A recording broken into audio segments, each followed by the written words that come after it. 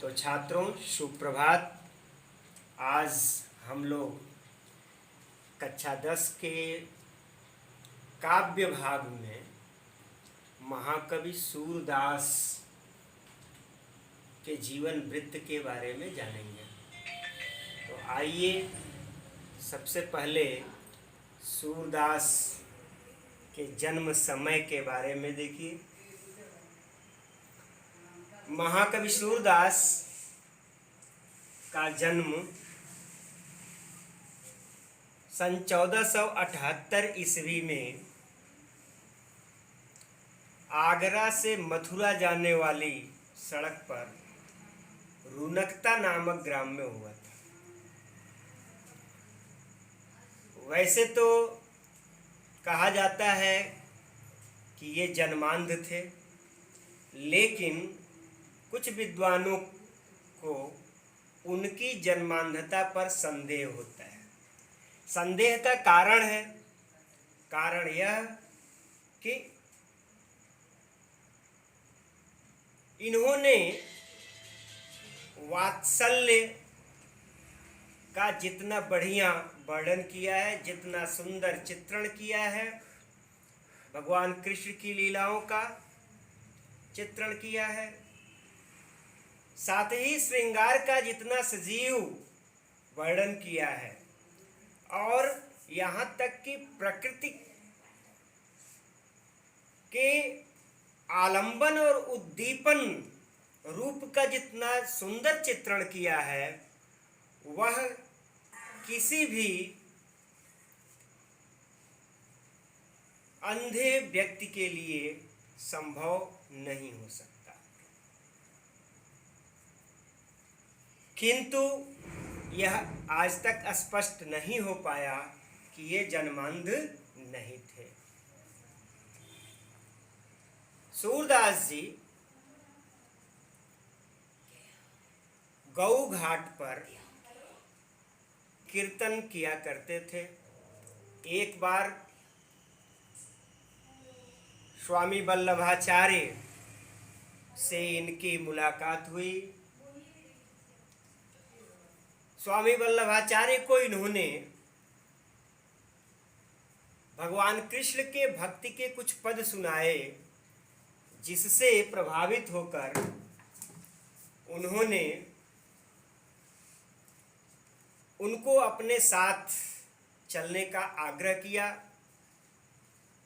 सूरदास जी उनके साथ गोवर्धन पर आ गए। गोवर्धन पर श्रीनाथ जी के मंदिर में कीर्तन करने की जिम्मेदारी वल्लभाचार्य जी ने इन्हें सौंप दिया। वल्लभाचार्य जी के सुपुत्र स्वामी विट्ठलनाथ ने 8 भक्त कवियों का एक संगठन बनाया, जिसमें महाकवि सूरदास का स्थान सर्वश्रेष्ठ है। सूरदास जी के पिता का नाम रामदास था, उनके गुरु का नाम वल्लभाचार्य। इन्होंने 3 महत्वपूर्ण रचनाएं की, जिसमें प्रमुख है सूरसागर। सूरसागर 12 स्कंधों में विभाजित है, जिसमें उसका 10वां स्कंध सबसे सुंदर और श्रेष्ठ माना जाता है, क्योंकि इसमें श्री कृष्ण के चरित्र का वर्णन है। इसके अलावा उन्होंने सूरसरावली एवं साहित्य लहरी की भी रचना की है। सूरसरावली के विषय में कहा जाता है कि वह सूरसागर की ही एक सूची है, विषय सूची है, और साहित्य लहरी दृष्टकूट पदों का संग्रह है, जिसमें लगभग 118 पद हैं। सूरदास जी की काव्य की जो भाषा है ब्रज भाषा है, जिसमें कुछ तत्सम शब्दों का भी प्रयोग आता है। इनकी शैली पद शैली है।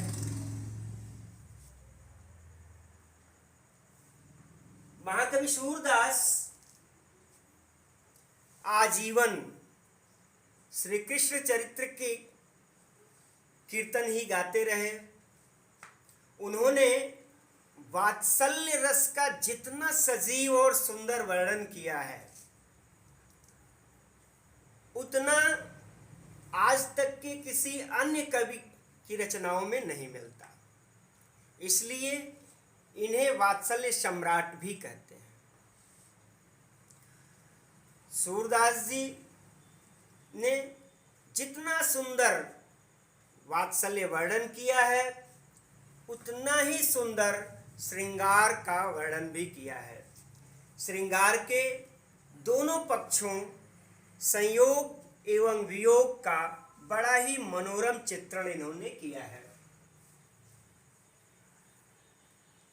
सूरदास जी के संबंध में एक दोहा प्रसिद्ध है कि सूर शूर तुलसी शशि उडुगन केशवदास अब के कवि खाद्योत्सम जहतः करत प्रकाश।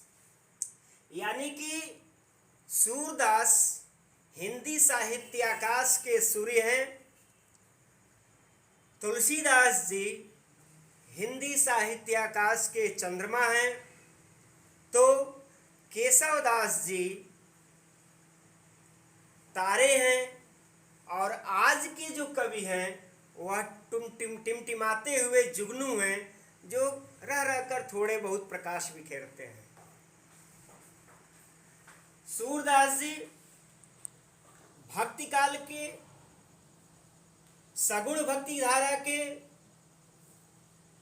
कृष्ण भक्ति शाखा के प्रतिनिधि कवि हैं। सूरदास जी ने अपनी भक्ति की अविरल गंगा बहाई। सन 1583 ईस्वी में पारसौली ग्राम में हिंदी साहित्याकाश का यह सूर्य अस्त हो गया, जिससे हिंदी साहित्य की अपूरणीय क्षति हुई। तो छात्रों, ये सूरदास की संक्षिप्त जीवनी रही। इस संबंध में अगर किसी को कोई प्रश्न पूछना है कमेंट बॉक्स में अवश्य पूछें।